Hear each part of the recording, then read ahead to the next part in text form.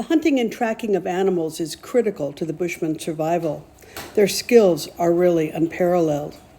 In episode 3 of our Bushman Experience talk, this one deals with the making of the weapons they use to procure food.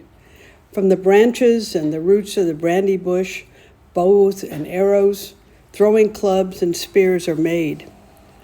The spittlebug larvae is used to make a poison. It actually acts as a neurotoxin and is placed on the tip of the arrow to paralyze the animal. The first segment we'll talk about is how they make the bow and arrow, and then we'll move on to other weapons as well. That's why they prefer to using it.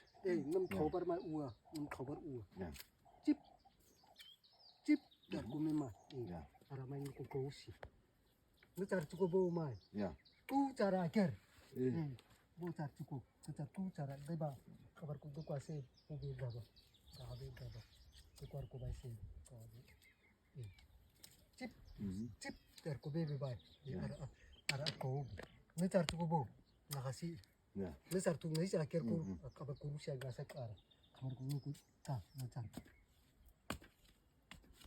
te ma chau si sa ku gasa tu bo na ko si ma nem ko ne si ma ne si ara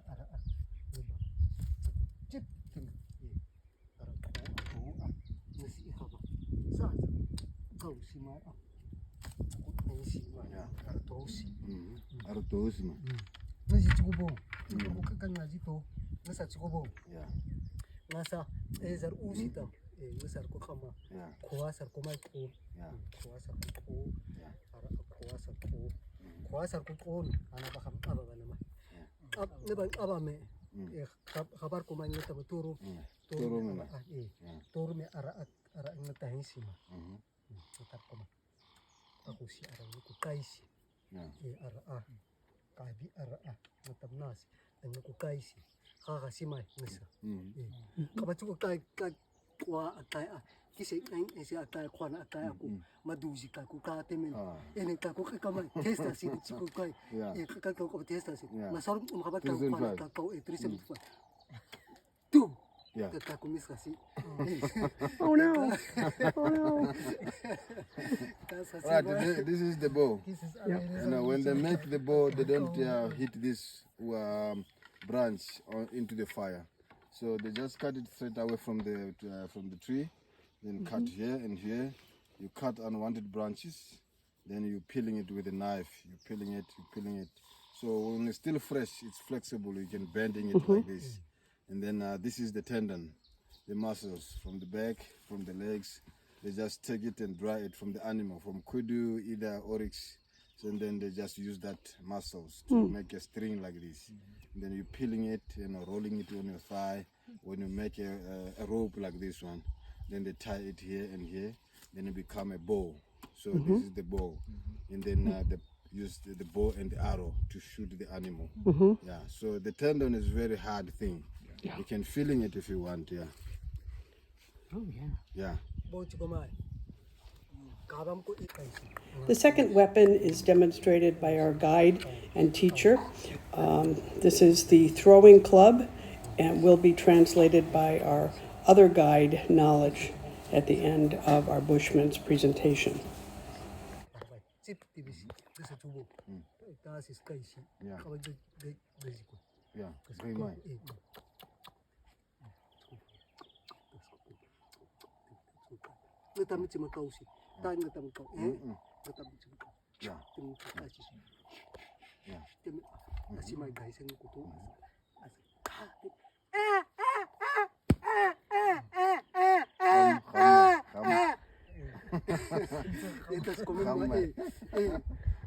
Nas kasima net kubusi kadi kabag quest ko intam ko kursin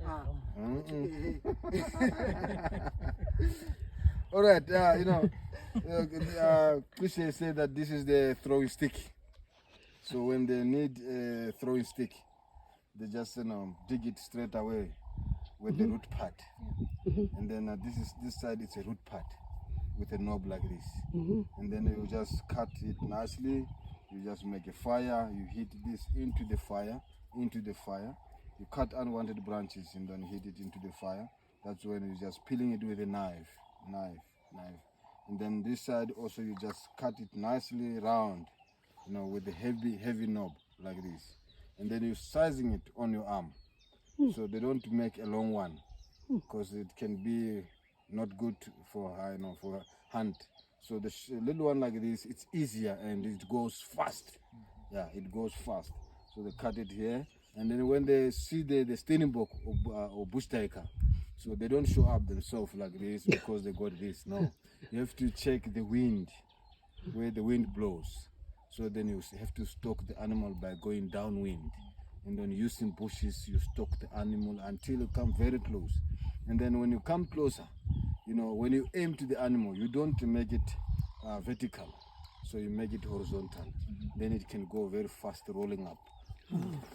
Then you target the legs only. You go for legs. But if it goes straight on neck, yes, you can just kill it once. But most of the time they aim to the legs to break the legs. And that's when you run very fast. You grab the animal with the back leg. You get your stick. You hit the animal on the head by killing it. Yeah. And then when you finish by killing the animal, you just tie the animal with both legs. You carry it with this thing back home. Yeah. And the third weapon is a spear. The tip can be either metal or it can be made as originally used by the Bushmen out of bone. There are two things here. This one, it's an iron. This one, it's a bone. This is from the old generation. This is new generation. So when the European people start to come to Africa, that's when we discover this by using the iron. And this one, it's a knife. It's a giraffe bone during the Stone Age.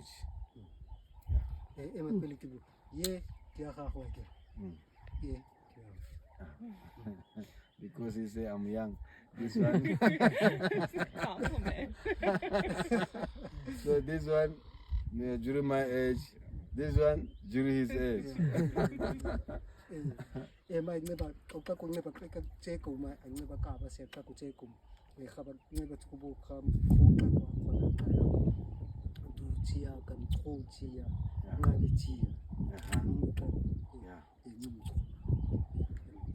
Well, without the protection of a safari vehicle, walking with the Bushmen for 3 hours was a bit nerve-wracking, especially when hearing a lion in the distance. As the lion came closer, our nervousness peaked. But what could be better, however, than walking with the ultimate experienced Bushman should we be in danger? Listen to my reaction as the lion gets closer as a Bushman is trying to tell his story.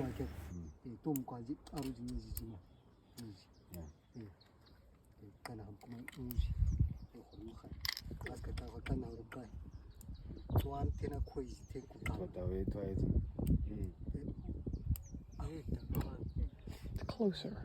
Okay.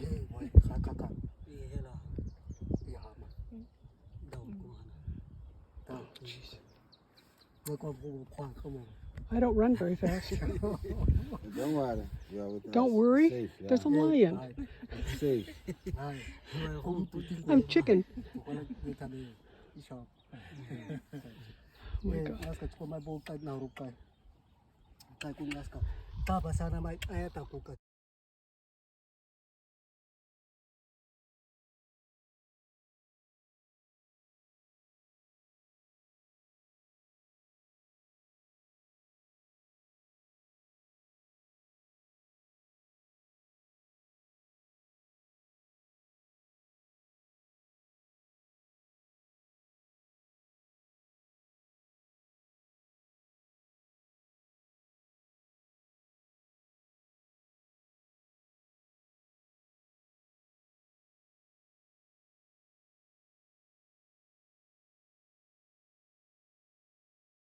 During this time of the year, The poison used at the tip of the arrow is from the spittle bug. When our guide is talking, you'll see him pause a minute, look over his left shoulder, because what is heard is a lion very close to where we are walking through the bush, and he's keeping an eye on the direction of the grunting. Apparently, this lion is looking for a mate or another family member, and we continue to hear this lion roaring and groaning in the distance, and you'll see he continues to stop and watch for it.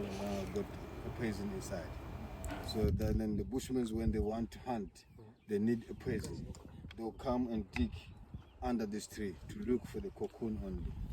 And then when you find the cocoon, first of all, what you do, you look on your hands. There's no any cut, because that poison is not good. You know, once it drops on your cut, you die there. It's like a neurotoxic venom. It's like a poison of a mamba, neurotoxic. So you have to check. Also, you have to sit upwind, because if that liquid goes into your eyes, you become blind. So that you have to get something, put that thing onto a container, and then you get your arrow. You get your arrow. So this one, it's a bone, but also they can use metal. Yeah. But in the olden days, they were using a bone. This is the bone of the ostrich. So they make it like this, and they put a tendon from there to here, and then they make it two things like this, two sections like this, 2 layers. And then to make 2 layers, because of these guys are very clever. You know, when you shoot the animal will get a pain, and then it will start to wrap itself into trees. Then this one, it falls onto the ground. This one remains onto the animal. And then he waits just like 2 minutes, 3 minutes to look how the animal reacts. Is it, moving around because of the pain? Then so that's when he understands the arrow is inside the body. But when they shoot, they target the chest part. Because of that, poison will paralyze quickly to the heart. And then he go back home. When he go back home, he'll be waiting and waiting for some hours, to make that poison goes slowly to make animal very weak. And then we'll lose the appetite to walk, to feed, and then we'll start to become lazy, and then we'll be laying under trees a lot.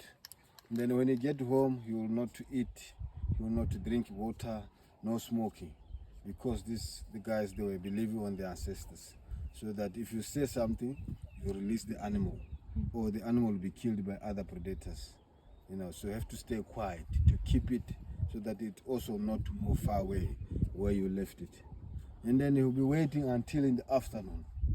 And that's when he just go back, he bring his spear, he bring the walking stick, and then also a knife. And then when he get to the place, he'll be starting looking for this one.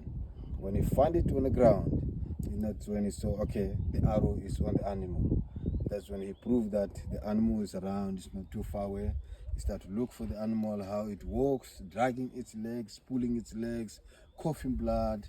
And then he'll be also vigilant to look, because it can be a dangerous animal, it can attack you when it's still alive.